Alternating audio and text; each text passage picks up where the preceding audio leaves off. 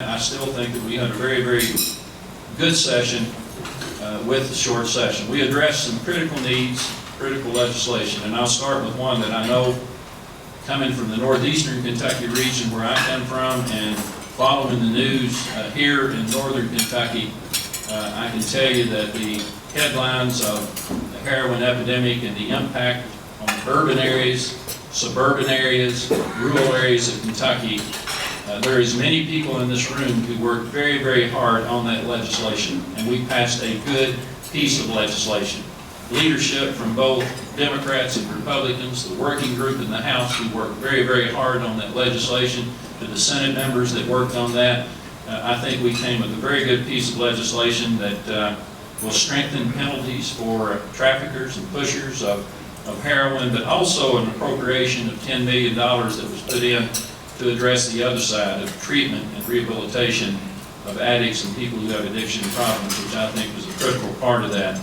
There was some unfinished business. We'll go back in session in 2016, and we will try our best during the budget session to hopefully address some of the issues that were not passed. Of course, the pension issues, all of us know, are the big issues. Those are really the money drivers that will drive the next budget session without question. I watched the chairs of both the House and the Senate talk about the challenges of this next budget coming up in 2016. We passed legislation through the House. The LIF legislation was passed through the House. That was the local tax office legislation. I'm sure that will be further debated as we go into next session. I know one that's been talked about a lot here in northern Kentucky is public-private partnership legislation, P3 as it's known, for transportation projects throughout Kentucky. This doesn't impact northern, this is throughout Kentucky, and these are the mega projects that would be done. West Virginia, for instance, has just led $140-some million projects on a public-private partnership project, and West Virginia statute is one maybe we could look at some because it's working very well in West Virginia. And those projects, of course, would have to come back for our approval the way the legislation was written the last time, for our approval for whatever mechanism was put in place to pay for the project. So mega projects, I think P3 legislation is going to have to be looked at in the future. I am encouraged about the revenues that are coming in on the budget. We are above budget expectations. It looks like we're going to end the fiscal year with a surplus of money, and that's encouraging because over the last several years, especially since 2008, you know, Damon, we've looked at budgets that's had $100, $200 million, $300 million shortfalls that we've had to make some really tough decisions on. Matter of fact, to the tune of now almost $1.7 to $1.8 billion that's been cut out of the budget since 2008 and the downturn in the economy and the Great Recession. So hopefully we're coming out of that. Hopefully the economy is improving. You know, unemployment rate is below the national average.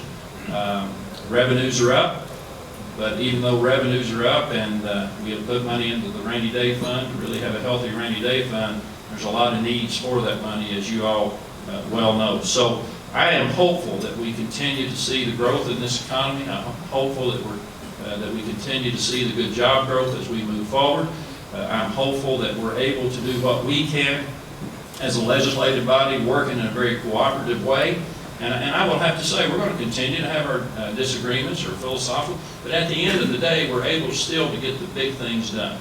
And so when you read the paper that there's differences, they're going to continue to be, but at the end of the day, as Democrats and Republicans, we've been able to come together and really be able to have successful sessions. And I think that I want to thank my colleagues for that as we work into the future and as we continue to try to do what we can create investment in the Commonwealth of Kentucky, grow a strong economy, and create the types of jobs that our people need and deserve.